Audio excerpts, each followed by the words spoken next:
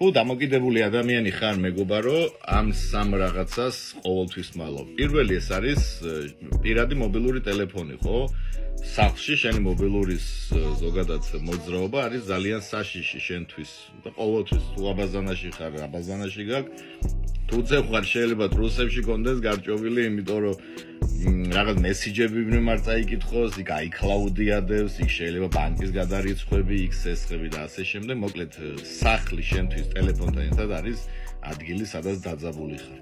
მეორე ეს არის თუ დამოკიდებული ადამიანი ხარ, ყოველთვის მალავ შენ შემოსავლებს და ხარჯებს, ხო?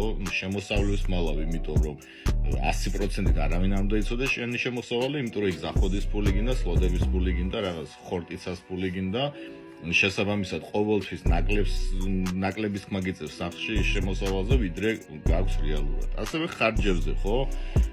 ხარჯებსაც ყოველთვის მალავ, იმიტომ რომ შეიძლება დღეს ხელფასი წააგო 5 წუთში მთლიანად და რა უნდა გააკეთო სახლში, როცა ელოდება ბავშვები, ოჯახი ხელფას, დგები და შეიძლება ოვერდრაფტი გააკეთო, რაღაც კრედიტი გააკეთო, რომლის თქმაც მოკლედ სახლში არ შეგიძლია, შესაბამისად ხარჯებიც ყოველთვის დამალული გაქვს. და მესამე მეგობრებო, რაც ყველაზე რთულია, ხო, და რითაც იტანჯება დამოკიდებული ადამიანი, ეს არის, რომ საკუთარ რეალურ ემოციებს მალავს. შეიძლება მივიდეს ადამიანი სახლში და სახლის მისვლამდე წააგო მთელი ხელფასი, ხო, წარმოგიდგენიათ, ერთი თვის ნაშრომი წააგო, ელოდება სახლში ყველა ხელფას, ბავშვები საჩუგარს, მეუღლე რაღაც, მოკლედ ელოდებიან რაღაც ვალდებულებების მოგვარებას და შენ ხელფასი წააგე. ამ დროს რა უნდა გააკეთო, ხო? არ უნდა დაიცვა ბჭყალებში, რო თქვა, და მიდიხარ გაღიმებული, ბავშვებთან თამაშობ, მაგრამ აქ და ამჟამად არ ხარ, უბრალოდ სხეულით ხარ, ეს ყალბი ღიმილი, მაგრამ ფიქრებით რა ხარ, ხო? დამნაშავეობა, შიში, სასოწარკვეთილება.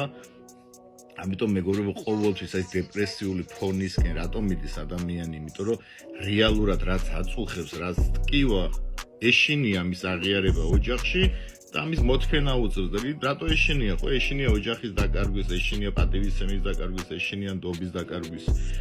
ამიტომ მეგობრებო, თუ კიდევ გაინტერესებთ ხარ თუ არა დამოკიდებული ადამიანი, თუ აი ეს სიმპტომები თქვენში მეორდება, ტელეფონის დამალვა, ხარჯების დამალვა, ემოციების დამალვა, სადღაც უკვე თქვენი ცხოვრება არ მიდის იმ მიმართულებით, რა მიმართულებითაც უნდა მიდიოდეს და სავარაუდოდ დაავადება გაძლევთ უკვე მიმართულებებს, რა და როგორი მოქმედოთ. დიდი მადლობა, მე ყველას გისურვებთ შვიდ ღამეს.